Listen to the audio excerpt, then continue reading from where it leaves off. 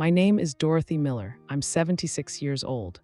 I want to tell you about a decision I made 30 years ago that seemed right then. That turned out to be the biggest mistake of my life. But I only understood this when I ended up exactly where my mother was. I'm sitting in a room with one window, small bed, white walls, a visitor's chair that's almost never used. I look at that chair every day and think about my mother, because I finally understand what she felt, 30 years too late.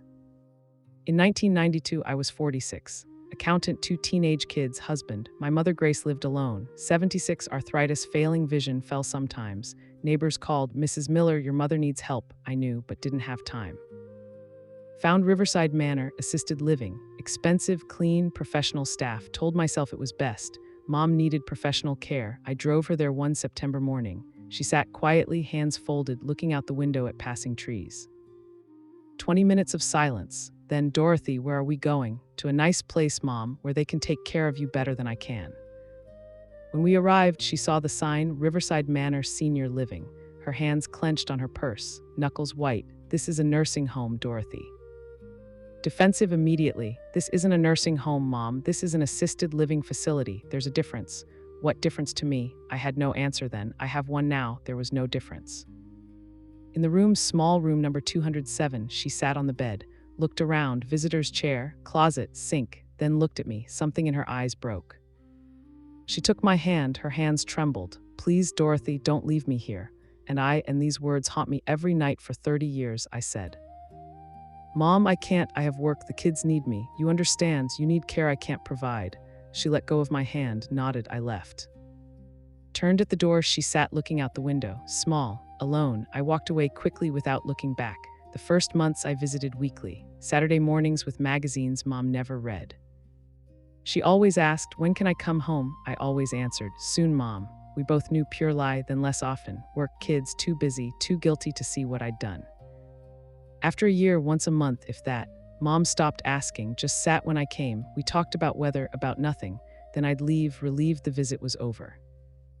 In 1994, she died. Heart attack at night. Nurse calls, "Your mother passed." Was anyone with her? No, ma'am. Night shift found her. Died alone in that room. At the funeral, everyone said the right words. "You did everything you could." I believed it. Had to. 30 years I buried the guilt, rewrote the story, told myself Mom needed professional care. That there was no choice, that I'd done the right thing. In 2020, I was 74. Stroke left me weak.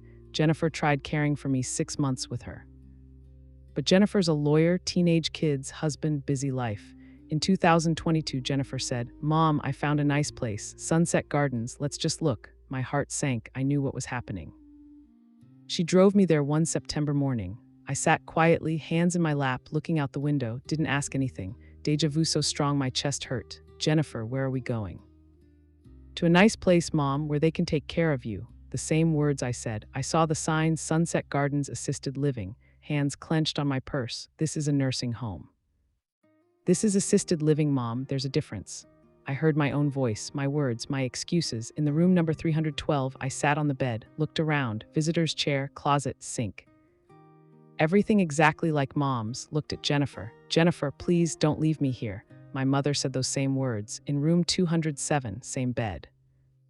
Jennifer took my hand, uncomfortable, guilty, and said word for word, "Mom, I can't. I have work. The kids need me. You understand. You need care I can't provide." The same words.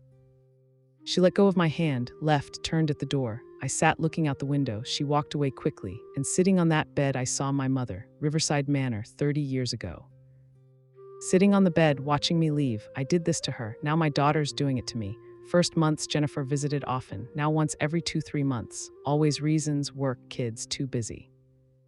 Too guilty to see what she's done. Like me, I'm not angry. How can I be? I taught her. She watched how I treated Grandma, saw how I visited less, saw the excuses, learned from me. Every day I sit here thinking about Mom, that day I left her, how she looked, how I walked away quickly because I couldn't look back. Now I'm on that bed, now I watch my daughter leave. Now I understand what Mom felt, 30 years too late. Last week Jennifer visited for the first time in 3 months. Guilty smile, flowers, "Sorry, Mom." Work was crazy, I looked at her. I said the same to my mother. "It's different, Mom." "How?" Silence. "You have a daughter, 16. She's watching how you treat me. What will you teach her?" Jennifer cried, left after 15 minutes. Here's what I understood too late. Children don't listen to words, they watch actions. I told Jennifer to be kind, care for family, but showed her that when parents are old and inconvenient, you put them somewhere and visit rarely. She learned perfectly. Karma isn't cruel, karma is honest. I'm receiving exactly what I gave. I'm 76, maybe I have 10 years left, maybe 5. I sit in a room with one window looking at a parking lot where no one stops for me. Sometimes I still listen for footsteps in the hallway, for my name, for a familiar voice, but silence always wins here. I think about my mother, about how she listened the same way, day after day, night after night, waiting for the door to open, waiting for me, and how often it didn't happen. I imagine how many times she told herself not to hope anymore and still hoped.